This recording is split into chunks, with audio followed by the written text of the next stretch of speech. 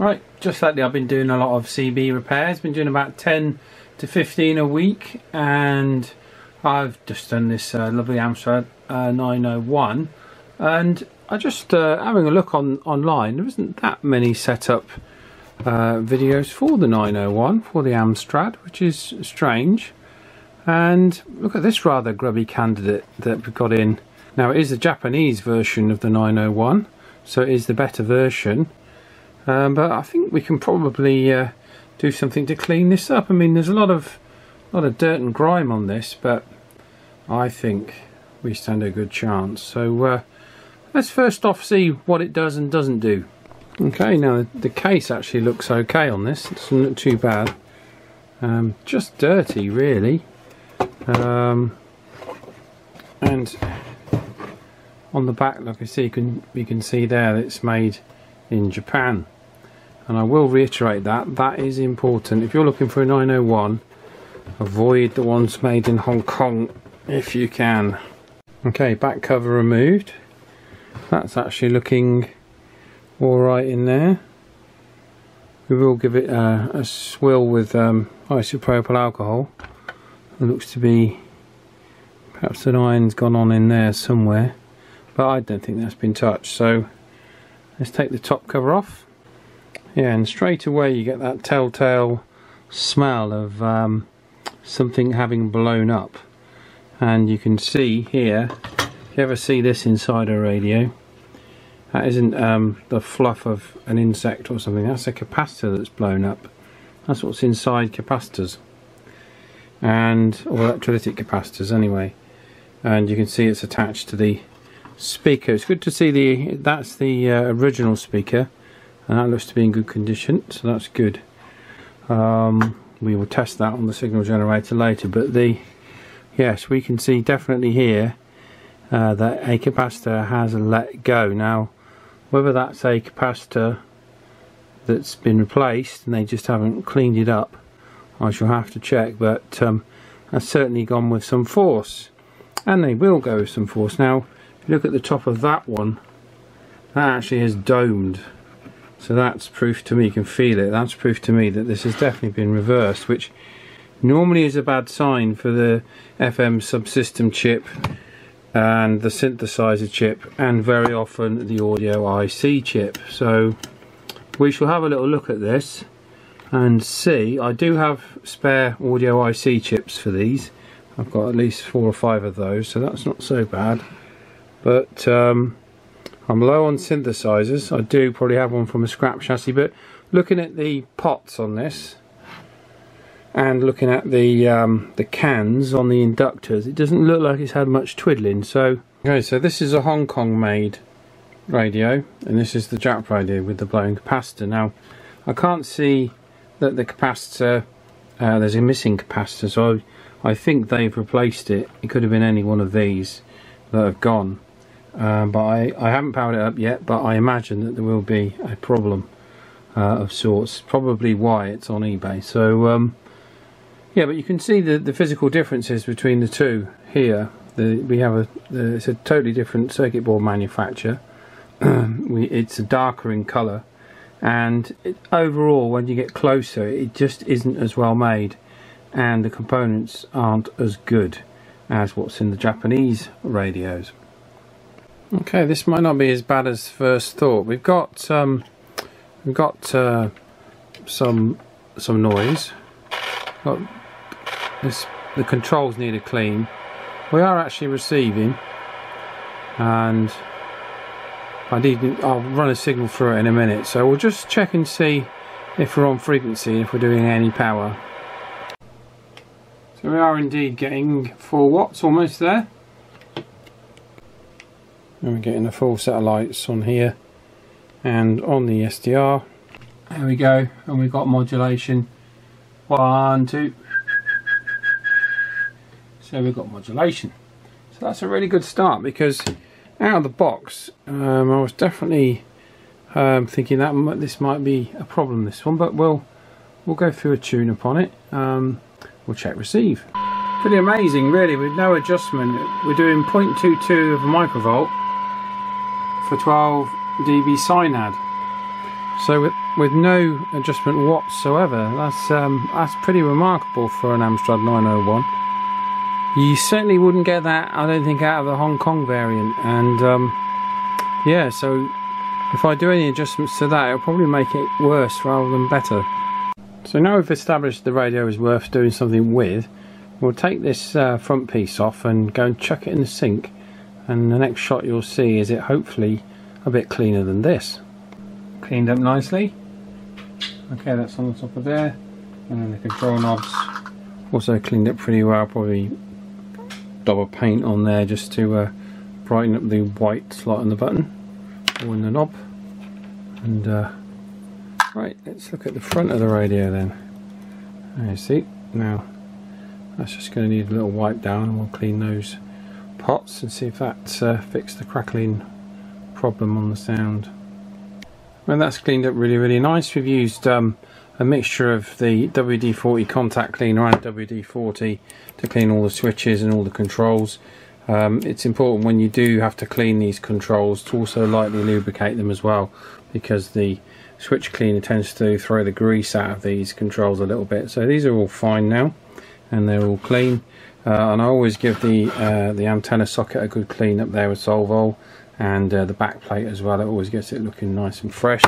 And then the next thing to do is just to quickly clean the contacts for the extension speaker and the PA speaker, and just to make sure they're nice and clean, because the speaker signal does pass through that PA speaker contact. So sometimes you can actually get missing audio because of that contact being dirty. So I normally do all these things as a procedure.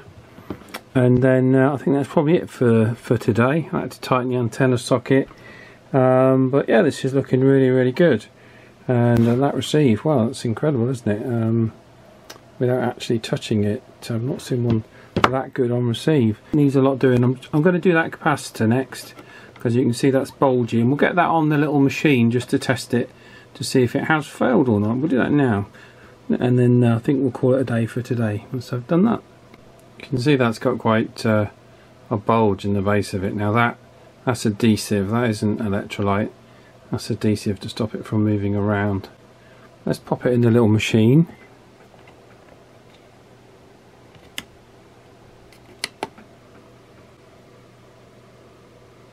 So yeah, that's supposed to be 1000 microfarads and it's 616.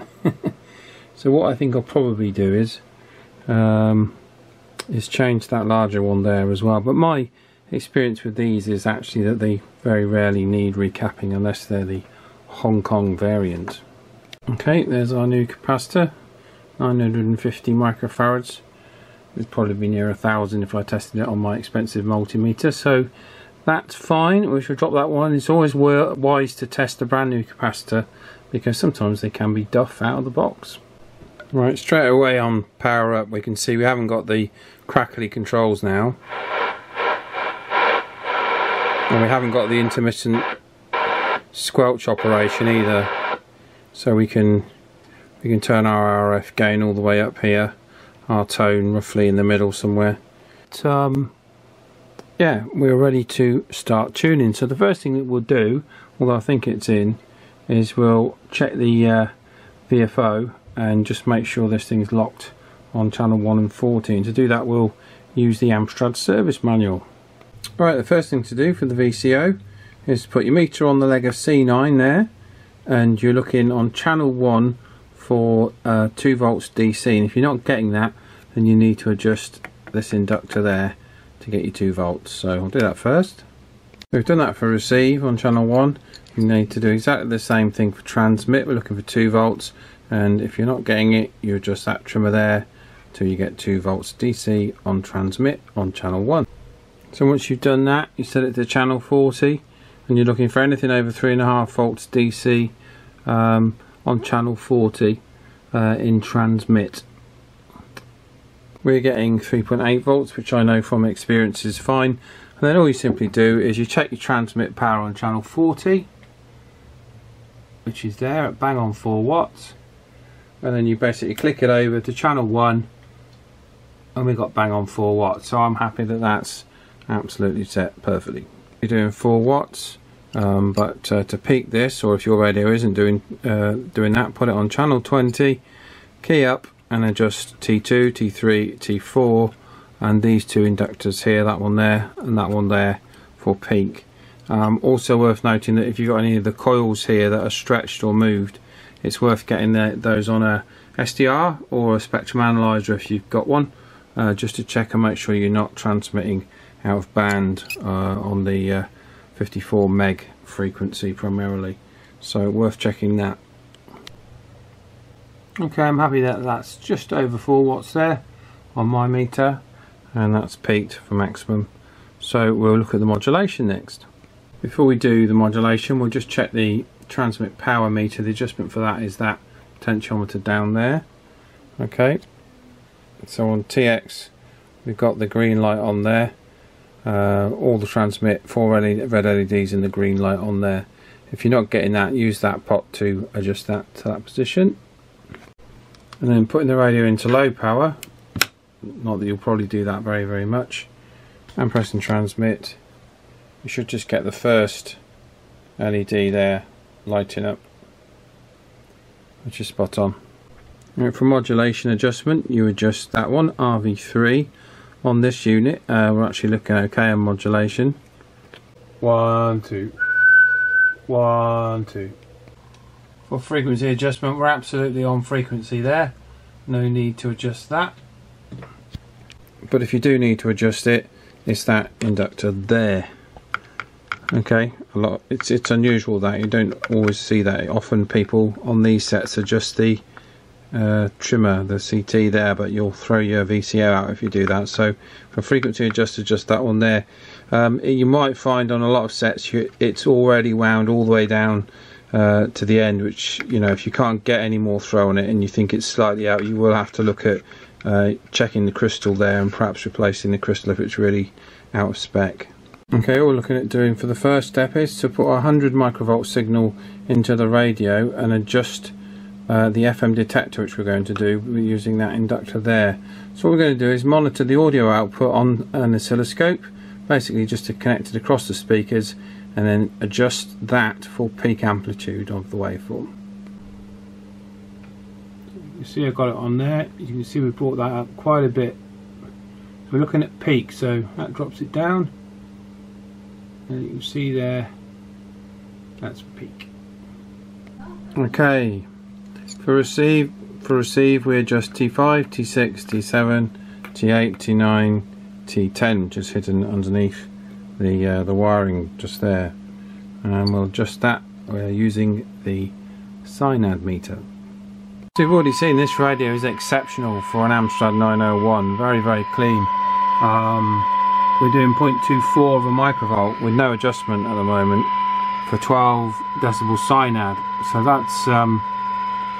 that's about as sensitive as I've seen on one of these. In fact, I think you could probably get, well, slightly lower than that. It's doing 0.22 of a microvolt for 12 dB Synad, so I honestly don't think I'm going to make it an improvement to that, but I shall go in sequence on these and see if we can bring it up slightly. It's possible.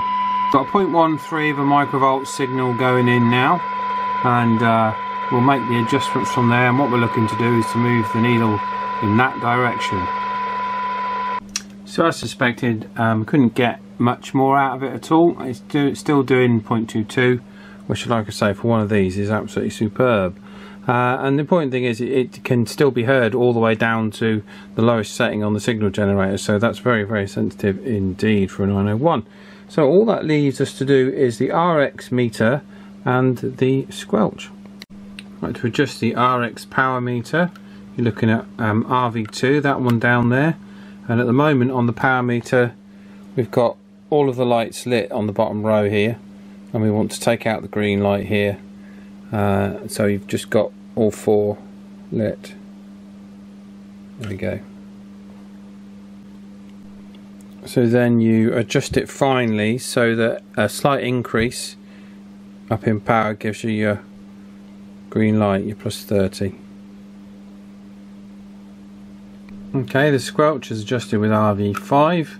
So what we do is we set a 100 microvolt signal on the signal generator, and we've got nothing with the squelch turned fully clockwise. So we're back the squelch off. So we can see there, we want the squelch to just come in when it's on full adjustment. It can be tricky to do this, but we'll try. So pop the trimmer tool in there. Sometimes you might need to clean these potentiometers, particularly if it's been a smoker's set. There we go. So we'll just trim that so it's just coming on.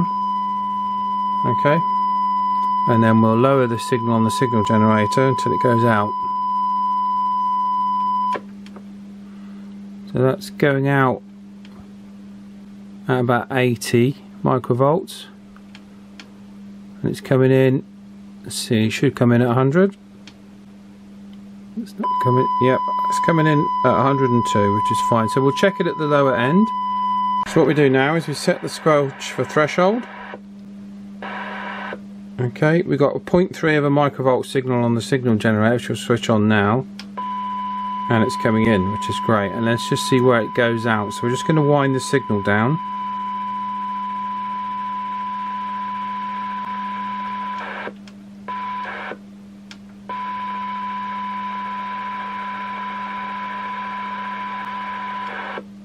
Still quite fine. It's dropping out at 0.15 and coming in at 0.3 of a microvolt. So that's nice and sensitive on the low end, and it's perfectly adjusted on the high end. Just to show you, you know, sometimes a rough looking radio on the outside can be an absolute little star, and I think this is an example. And here we've got 0.1 of a microvolt, and we can still clearly hear that. So look how quiet that radio is. So you know when they say a radio's got good ears, that's 0.1 of a microvolt. Yeah, it's probably the most sensitive CB I've ever tested here, really. I've got to say, I've not seen one go this low. I mean, for me to drop that signal anymore, I'd have to put an inline attenuator in with it. So, okay, let's that's done. Let's throw its clothes back on. We've given the case a scrub, and then we'll just do a quick test with Mick. Right, before we do that, I'd be remiss not to check the Roger Beep function. It's a function I like to use on my radios, so we'll just try that. Because that sometimes can actually be faulty on these, particularly if you get a dirty switch contact there. The other one is the CBPA button, which as you can see is working fine. And then the other one is channel 9 selection, which again, that's done directly via the synthesizer, so that'll be working fine too. Right, so let's get its clothes back on and then see if we can wake Mike.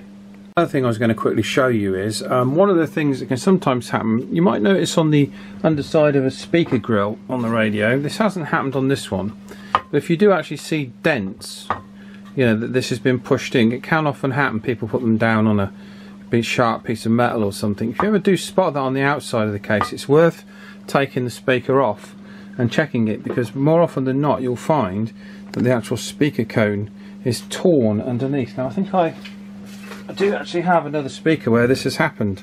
This was on an Amstrad 901 as well. Let me just show you there. You can see there the damage through the speaker is quite apparent on there, and you will hear that at any significant volumes. It will be quite a rattle. So, and these aren't mega expensive, although they are quite hard to get decent speakers. You can get cheap Chinese ones, but they're never as good as the original. So it is possible to repair speakers. I suppose if it sounds alright you can still use it, but on that one it didn't. Now what I do to check them, obviously you can just do a basic test across them with a multimeter.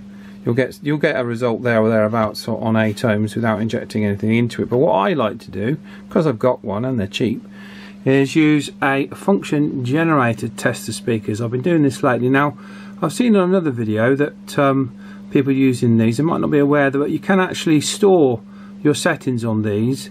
So if you go to System and go to Save, you can select which slot you save your program in, but you can even go to Load. So I know that on this one I've got my speaker settings on position number 8, which basically puts a 1 kHz tone out, and then I manually adjust the amplitude and the frequency up and down to test the speaker. I'll quickly show you that. Okay, so you can hear that. We've got a 3 volt peak to peak sinusoidal wave on there, and using the jog wheel we can just increase the amplitude,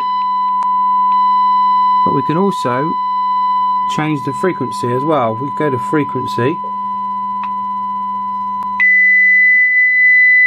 there you go, mind your ears, and obviously we can go lower in frequency, although we'll have to step over to the next one to do that. We'll give that one a little bit more amplitude and see what happens.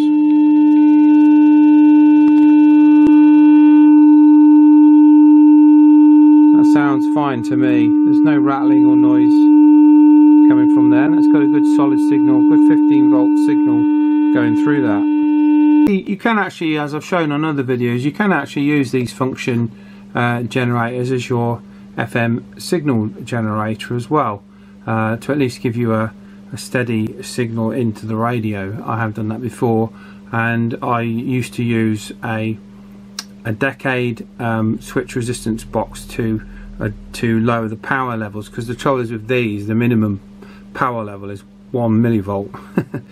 So for sensitivity testing on radios, that's far too much, 1,000 times too much. So we need to drop that down. You can use one of these little, excuse the mess here, one of these little droppers.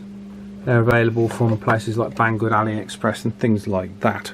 Okay, I think we're done. I've been saying we'll throw its clothes back on, so let's do it. Got the front on. I will pop a little bit of paint on the button tops there where the white paint is chipped out. I'll do that in a minute. Just want to show you the PCB. I don't know if I showed you this, but I've cleaned up really nice. See that there? That's just IPA and a toothbrush. So I mean, IPA alcohol is expensive. One word of warning: if you're using IPA to clean the boards, I definitely recommend doing it in a place where you've got ventilation. And also be very, very careful, because it's highly flammable. So if you pick up any static and get a shock and this goes down to earth through the board, you'll have a fire instantly. So just bear that in mind if you are using IPA to clean the stuff. And be mindful as well when you dispose of rags with alcohol on and contaminants like that, because they themselves can actually catch fire. So I was a fire warden in my previous place of work, so just be careful when you discard rags with any kind of alcohol or oils on, because they can actually self-combust as well. So safety warning there. Okay, we'll see if Mick is about. Okay, we're going to test the Amstrad CB901, which has just been thoroughly well set up.